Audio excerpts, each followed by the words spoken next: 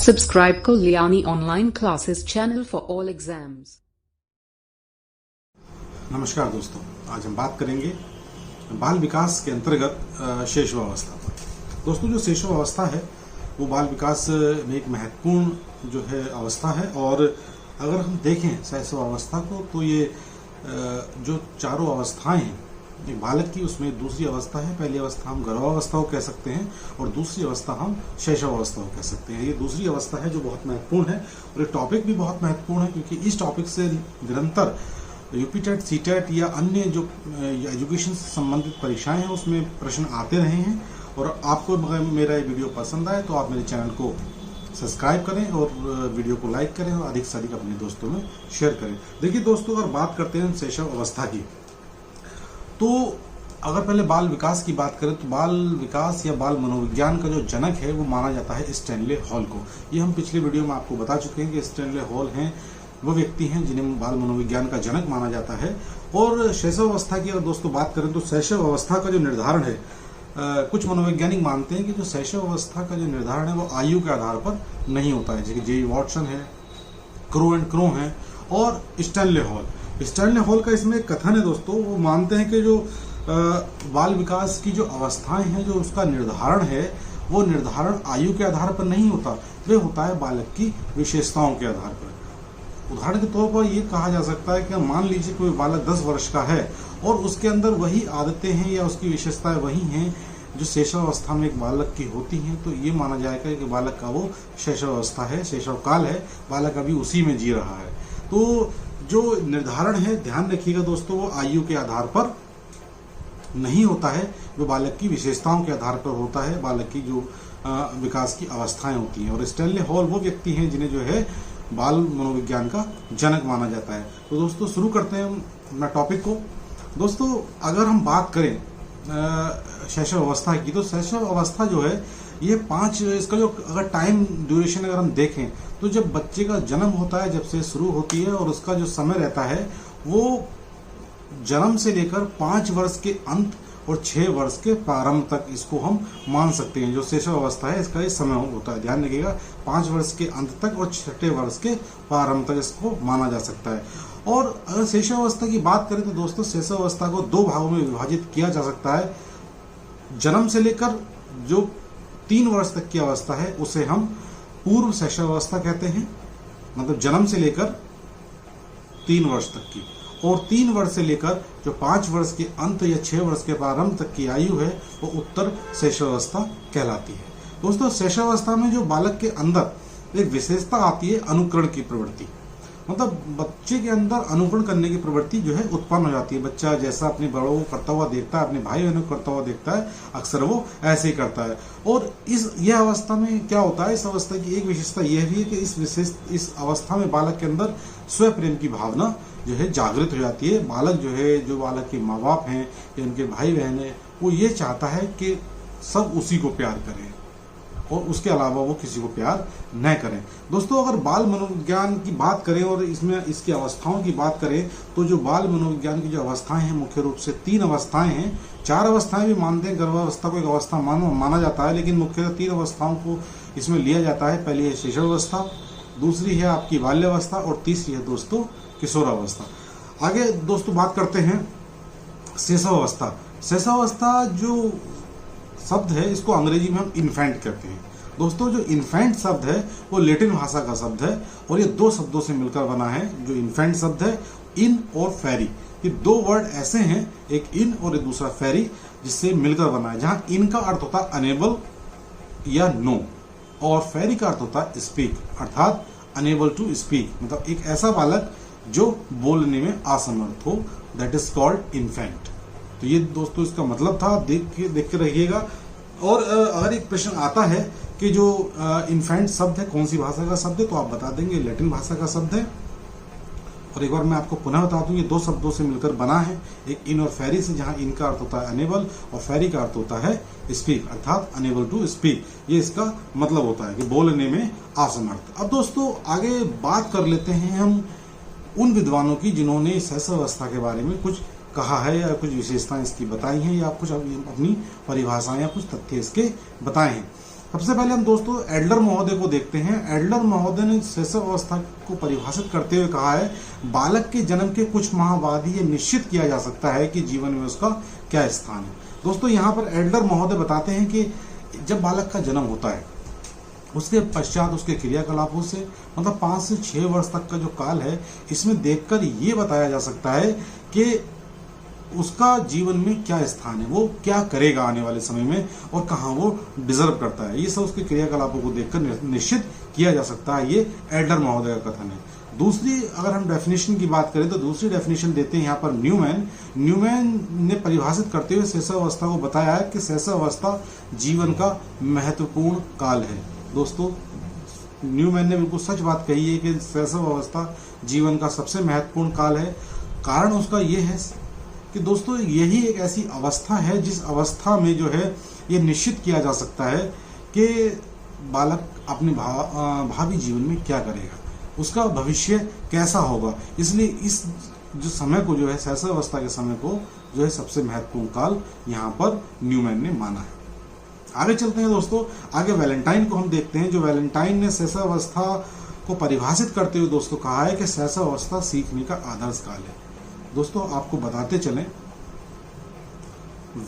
जो बालक होता है वो जन्म से लेकर 6 वर्ष की उम्र में मतलब 90% तक उसके दिमाग की ग्रोथ हो जाती है और बच्चा इसमें जितना कुछ सीखता है उसका प्रभाव उसकी संपूर्ण जिंदगी पर होता है।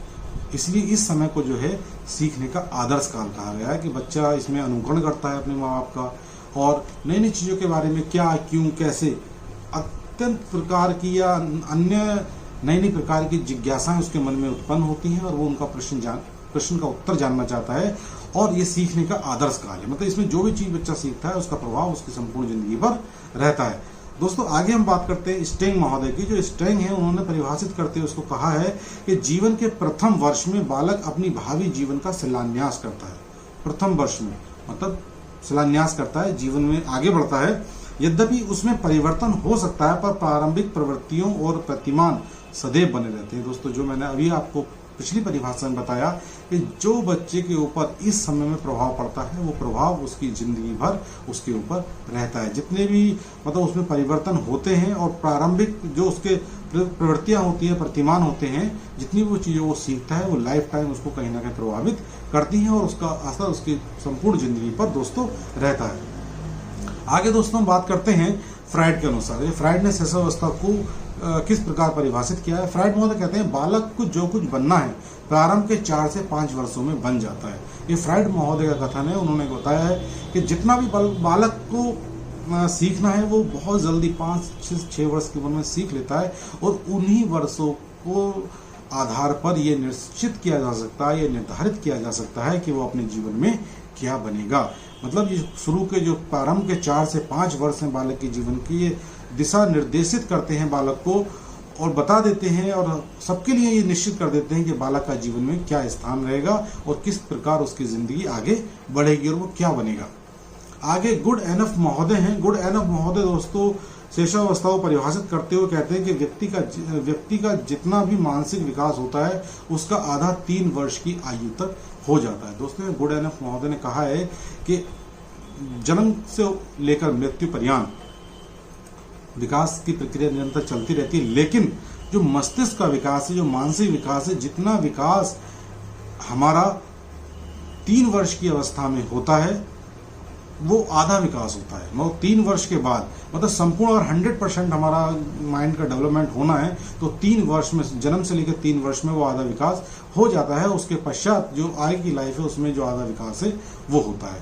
तो ध्यान रखिएगा, ये डेफिनेशन आती है अक्सर कि व्यक्ति का जितना भी मानसिक विकास होता है उसका आधा 3 वर्ष की आयु तक हो जाता है। ये किसकी परिभाषा है? तो दोस्तों आप इसको याद रखिएगा, ये गुड एनएफ की परिभाषा है। आगे चलते हैं क्रो एंड क्रो की तरफ। जो क्रो एंड क्रो है दोस्तों, क्रो एंड क्रो ने इसको परिभाषित करते हुए जो है कहा है कि 20वीं शताब्दी को बालकों की शताब्दी कहा जाता है, ये कहा जाएगा। ये क्रो एंड क्रो कथन ही प्रश्न कई बार आया है कि 20वीं शताब्दी बालकों की शताब्दी होगी, ये किसने कहा है? तो ध्यान रखिएगा दोस्तों, जो 20वीं शताब्दी है वो बालकों की शताब्दी होगी, ये क्रो महोदय का कथन है। इसके बाद दोस्तों आगे हम चलते हैं, जो विकास की अवस्थाएं हैं, विभिन्न अवस्थाएं हैं, उनको जो विभिन्न अवस्थाओं में जो शैशव अवस्था है, विकास की विभिन्न अवस्थाओं में जो शैशव अवस्था है इसकी हम बात कर रहे हैं, उसके उपनाम क्या क्या है, किस किस उपनामों इसको जाना जाता है। दोस्तों जो उपनाम है इस अवस्था के, पहला नाम है अनुकरण द्वारा सीखने की अवस्था, ये इसका पहला उपनाम है। प्रश्न अक्सर आते हैं, ध्यान रखिए दोस्तों, ये इसके उपनामों से कोई ना कोई प्रश्न आपको निश्चित तौर पर जरूर मिलेगा, और अक्सर ये प्रश्न आते हैं कि इस अवस्था को किस नाम से जाना जाता है। ये जो अनुकरण की अवस्था है, ये कौन सी अवस्था को कहते हैं? गर्भावस्था को, बाल्यावस्था को, शैशव अवस्था को या किशोर अवस्था को? इस प्रकार के प्रश्न पूछे जाते हैं। अनुकरण की अवस्था, अनुकरण द्वारा सीखने की अवस्था इसको कहा जाता है, क्योंकि बालक इस अवस्था में दूसरों को देखकर ही सीखता है। जो उसके भाई बहनों का व्यवहार होता है या उसके माता पिता का व्यवहार होता है, उन्हीं के व्यवहारों का वो अनुपालन करता है और उन्हीं को देखकर वो सीखता है, इसलिए इसको जो है अनुकरण द्वारा सीखने की अवस्था भी कहा जाता है। दूसरी अवस्था है दोस्तों भावी जीवन की आधारशिला। शैशव अवस्था को भावी जीवन की आधारशिला भी कहते हैं, क्योंकि यही वो समय है जो हमारे भावी जीवन को या हमारे भविष्य को निर्धारित करता है, इसीलिए इसको भावी जीवन की आधारशिला भी कहा गया है। तीसरा इसका उपनाम है जीवन का सबसे महत्वपूर्ण काल। दोस्तों निश्चित तौर पर, क्योंकि हमारे जो मानसिक विकास है 3 वर्ष की अवस्था तक हमारा मानसिक जो ग्रोथ है वो 50% हो जाती है, इसलिए ये और यही एक ऐसा समय है जो हमारे भावी जीवन को निर्धारित करता है, इसलिए जीवन का सबसे महत्वपूर्ण काल है। ये प्रश्न कई बार आता है कि जीवन का सबसे महत्वपूर्ण काल कौन सी अवस्था को कहते हैं, तो वो अवस्था है शैशव अवस्था। दोस्तों आगे बात करते हैं इसके अगले नाम की, ये सीखने का आदर्श काल के नाम से भी इसको हम जानते हैं। क्षणिक संवेग की अवस्था भी इसको कहा जाता है। इसके साथ साथ तीव्रता से शारीरिक विकास की अवस्था। दोस्तों शारीरिक विकास शैशव अवस्था में बहुत तेजी के साथ होता है, इसलिए इसको तीव्रता से शारीरिक विकास की अवस्था भी कहते हैं। आगे बात करते हैं इसके अगले नाम की, अगला नाम है समुचित सामवेगिक विकास की दृष्टिकोण से स्वर्णिम काल। इसको कहा जाता है कि समुचित सामवेगिक विकास की दृष्टि से स्वर्णिम काल किसे कहा जाता है, तो शैशव अवस्था को कहा जाता है। अगला इसका उपनाम है संस्कारों के निर्माण की अवस्था और खिलौनों की आयु। ये प्रश्न भी आया है, खिलौने की आयु कौन सी अवस्था को कहा जाता है, तो दोस्तों खिलौने की जो आयु है वो शैशव अवस्था को कहा जाता है। तो ये इसके उपनाम है 9। ये निश्चित तौर पर आप याद करेंगे और मैं ऐसी उम्मीद करता हूं कि जो है आपके एग्जाम में इनमें से कोई ना कोई प्रश्न अवश्य पूछा जाएगा। आगे हम दोस्तों चलते हैं शैशव अवस्था की विशेषताओं की ओर। दोस्तों शैशव अवस्था की अगर हमें विशेषताओं की बात करें तो दोस्तों पहली जो विशेषता है वो है कि शैशव अवस्था के प्रथम 3 वर्ष में शिशु का शारीरिक विकास अति महत्वपूर्ण गति से होता है। ये इसकी प्रथम विशेषता है कि देखिए जो बच्चा पैदा होता है, पैदा होने के बाद 3 वर्ष की उम्र तक जो उसका डेवलपमेंट है, शारीरिक डेवलपमेंट है, जो बहुत तेजी के साथ होता है।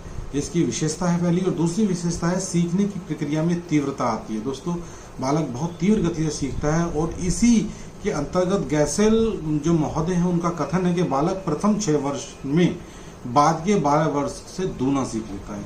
मतलब अगर हम बच्चे की 0 से लेकर 12 वर्ष तक की आयु लें तो ये कहा जा सकता है कि जितना बच्चा शुरू के 6 वर्ष में सीखता है उसका आधा ही वो जो है उसके 12 वर्ष की उम्र में सीखता है। मतलब प्रारंभ के 6 वर्ष में वो दूना सीख लेता है जितना वो 12 वर्ष का होते होते सीखता है। ये गैसल महोदय का कथन है। अगली अगर हम इसकी विशेषताओं की बात करें तो दोस्तों आगे ये बताते हैं कि शिशु में जो कल्पना शक्ति होती है उसमें सजीवता पाई जाती है। बालक एकदम बहुत सजीव रूप से व्यवहार करता है। जैसे कप्पू स्वामी यहाँ पर कहते हैं कि 4 वर्ष के बालक के संबंध में एक अति महत्वपूर्ण बात यह है कि उसकी कल्पना की सजीवता, मतलब उसमें कल्पना में सजीवता पाई जाती है, क्योंकि वह सत्य और असत्य में कोई अंतर नहीं कर पाता।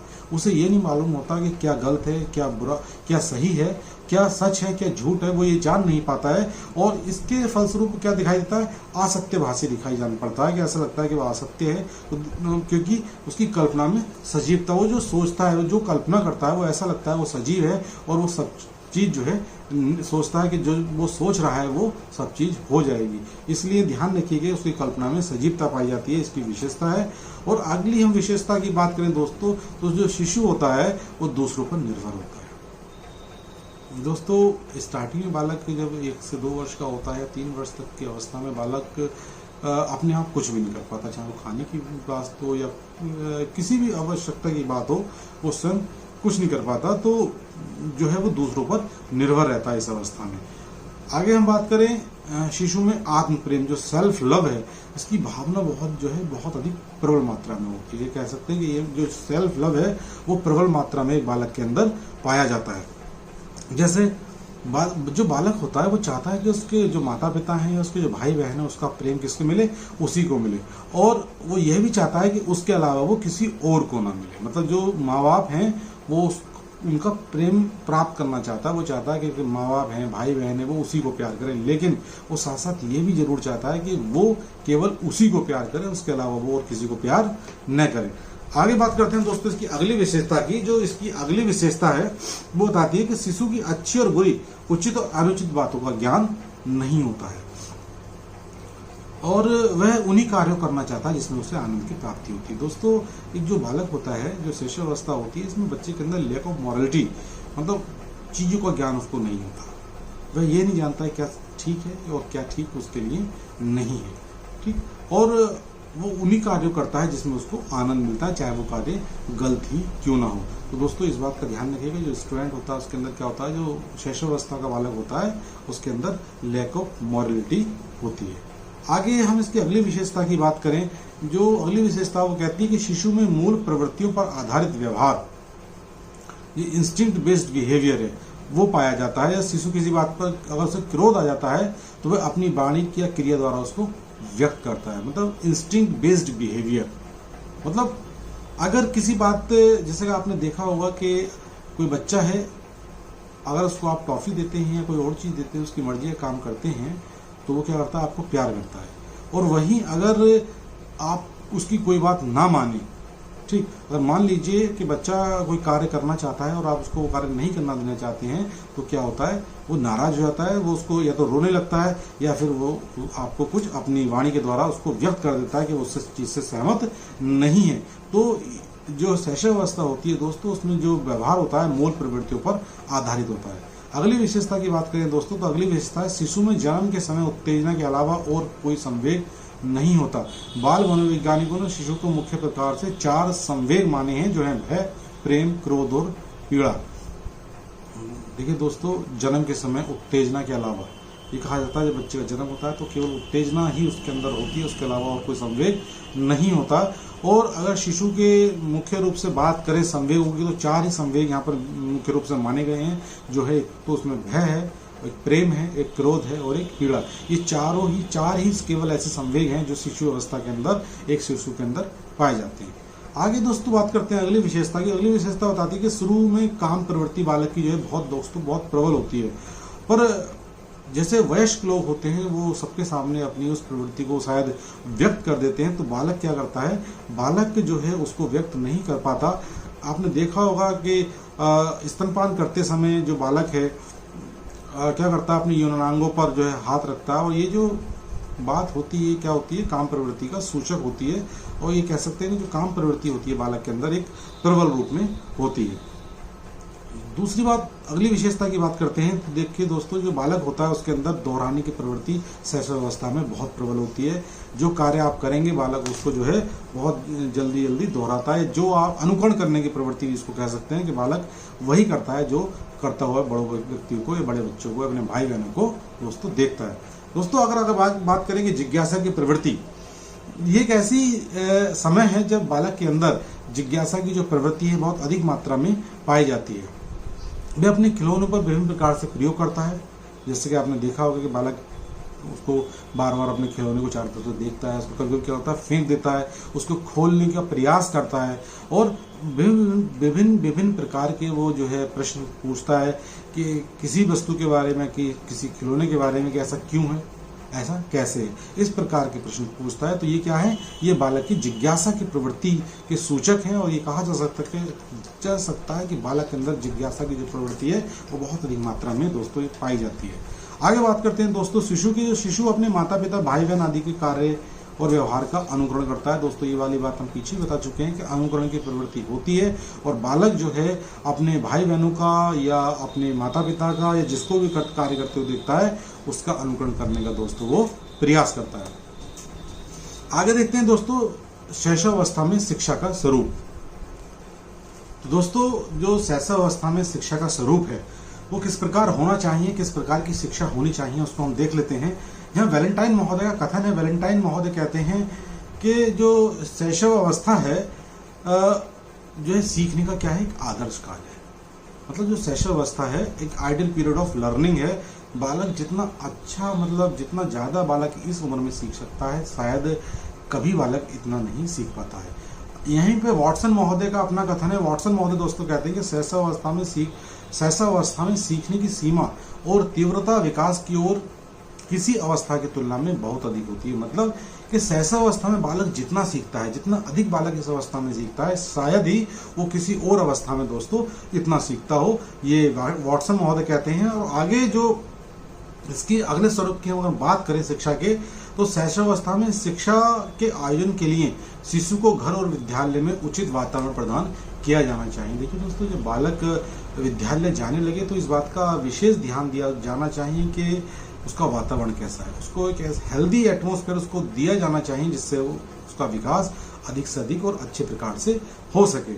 हम उसकी अगली स्वरूप की बात करते हैं शिक्षा के, तो यहाँ बात कर सकते हैं कि शिशु शीघ्र ही अपने आसपास की वस्तुओं के संबंध में अपनी जिज्ञासा व्यक्त करने लगता है और माता पिता और शिक्षकों से प्रश्नों के उत्तर देकर उसकी जिज्ञासा को संतुष्ट करना चाहिए। मतलब दोस्तों आपने देखा होगा कि जो बालक होता है वो अपने आसपास के वातावरण के बारे में, आसपास की चीज़ों के बारे में जो है एक विभिन्न प्रकार के प्रश्न पूछता है, ये ऐसा है, ऐसा क्यों है। तो दोस्तों ऐसे में क्या है, बच्चों को डिमोरलाइज नहीं करना चाहिए। अगर जो बच्चा पूछ रहा है उनके माता पिता को, शिक्षकों को चाहिए कि बच्चे के उन जिज्ञासाओं को शांत करे, उसके सारे प्रश्नों का उत्तर दे ताकि जो है बालक आसानी से उन चीज़ों को सीख सके, उनके बारे में जान सके। अगले कथन की बात करते हैं दोस्तों, शिशु को ऐसे विषय की शिक्षा दी जानी चाहिए जो उसे वास्तविकता के निकट लाएं।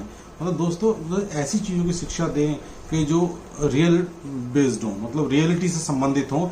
यहाँ अगर मॉन्टेसरी पद्धति की बात करें तो उसमें जो परियों की आदि की कहानियां हैं उनको कोई स्थान नहीं दिया गया है। क्यों?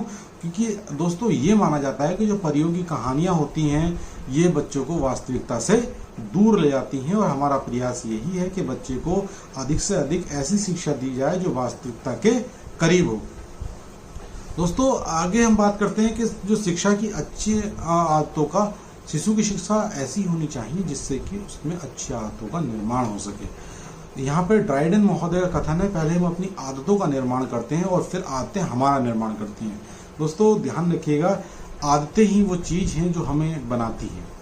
ड्राइडन महोदय ने बहुत अच्छी बात कही है। क्या करते हैं, पहले स्टार्टिंग में अपनी जो हमारी हैबिट्स हैं हम उनका निर्माण करते हैं, हम उनको बनाते हैं। हम किसी चीज़ के प्रति क्या हमें व्यवहार करना है, कैसा हमें अपने माता पिता के प्रति हमारा व्यवहार होना चाहिए, ये हम बनाते हैं।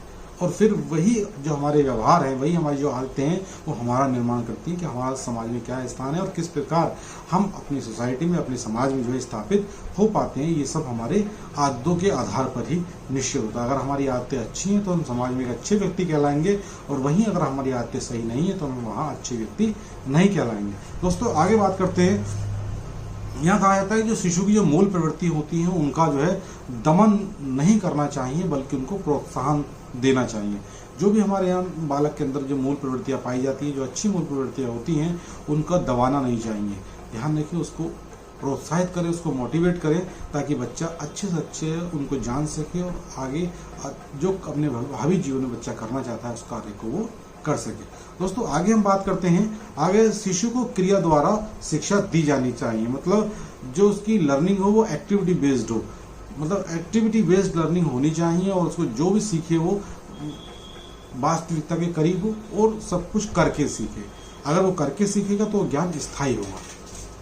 दोस्तों आगे हम बात करते हैं, जो है अगला कथन है वो कहता है कि जो शिशु को जो शिक्षा दी जाए वो खेल के द्वारा ही शिक्षा दी जानी चाहिए। खेल खेल में जो किंडरगार्टन आपने देखा होगा जो पद्धति है वो एक ऐसी पद्धति है जो क्या करती है, बालक को खेल खेल में शिक्षा प्रदान करती है। यहाँ पर जो स्ट्रॉन्ग महोदय कहते हैं कि शिशु अपने और अपने संसार के बारे में अधिकांश बातें खेल के द्वारा ही सीखता है। ये स्ट्रॉन्ग महोदय कथन है। कई बार कथन आया है कि बालक जो है अपने बारे में और अपने संसार के बारे में खेल के द्वारा ही सीखता है। किसका कथन है? ये स्ट्रिंग महोदय का कथन है। यहाँ पर स्ट्रिंग महोदय इस बात को दोस्तों कहते हैं, इसलिए खेल का उसके जीवन में बहुत महत्वपूर्ण स्थान है। क्रो एंड क्रो का भी इसी क्रम में एक कथन है। वो कहते हैं 5 वर्ष की आयु जो होती है उसमें शिशु कहानी सुनते समय उससे संबंधित चित्रों को पुस्तकों में देखना पसंद करता है। मतलब आपने देखा होगा जो नर्सरी या केजी बच्चे की बुक्स होती हैं, आपने देखा होगा जो उसमें राइमिंग वर्ड्स होते हैं या पोएम्स वगैरह होती है, उसके साइड में सारे फोटोज वगैरह उसके दिए होते हैं। रीज़न ये है कि बच्चा क्या करता है, उसको पसंद करता है और वो वैसे ही जो है आजकल आपने एक चीज़ और भी देखी होगी जो हम YouTube वगैरह पर हम देखते हैं, बहुत से वीडियोस ऐसे हैं जो पोएम्स हैं, एनिमेटेड पोएम्स वगैरह सारी जो हम पढ़ते थे, हम लोग पढ़ते थे उस समय शायद नहीं था, जो आज के समय में है शायद एनिमेटेड है। बच्चा उसको देखकर सब कुछ बोलना और उस तरीके से हाव भाव, अपने हाल चाल, मतलब अपने हाथ पैरों को हिलाना, सब कुछ वैसा ही करता है। तो दोस्तों ये क्रो एंड क्रो जो कहते हैं कि बच्चा जो है संबंधित चित्रों को देखना, जो पढ़ रहा है, बहुत ज़्यादा पसंद करता है 5 वर्ष तक। आगे बात करते हैं दोस्तों शिशु के विभिन्न अंगों की शिक्षा।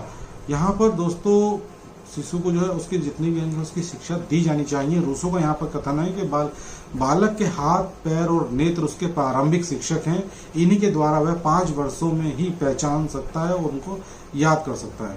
देखिए दोस्तों ये कहते हैं कि बालक के हाथ पैर, कि हम रूसो ने कहा है कि उसके हाथ, पैर, नेत्र, ये सब चीज़ें क्या है, उसके प्रारंभिक शिक्षक हैं और इन्हीं के द्वारा क्या करता है, वो बालक जो है 5 वर्षों में ही पहचान सकता है और याद कर सकता है किसी भी चीज़ों के बारे में। तो ये दोस्तों शिक्षा के कुछ थे तरीके जिनको द्वारा बालक को जो है शिक्षित किया जाना चाहिए शैशवावस्था में। और निश्चित तौर पर मैं ऐसी उम्मीद करता हूं दोस्तों कि शैशवावस्था से संबंधित कोई शायद ऐसा प्रश्न नहीं होगा जो आपके मन में अभी आए। और शैशवावस्था संबंधित जो इसका मानसिक विकास है, ये सामाजिक विकास है, भाषागत विकास है, वो हम अगले वीडियो में इसमें आपसे बात करेंगे उसके बारे में कि शैशवावस्था में किस प्रकार का सामाजिक विकास होना चाहिए, मानसिक विकास किस प्रकार हो, शारीरिक विकास किस प्रकार हो, भाषागत विकास किस प्रकार हो। अगर दोस्तों आपको मेरा वीडियो पसंद आया हो तो इसको लाइक करें, अधिक से अधिक दोस्तों में अपने शेयर करें और हाँ, मेरे चैनल को सब्सक्राइब करना न भूलें। दोस्तों नमस्कार।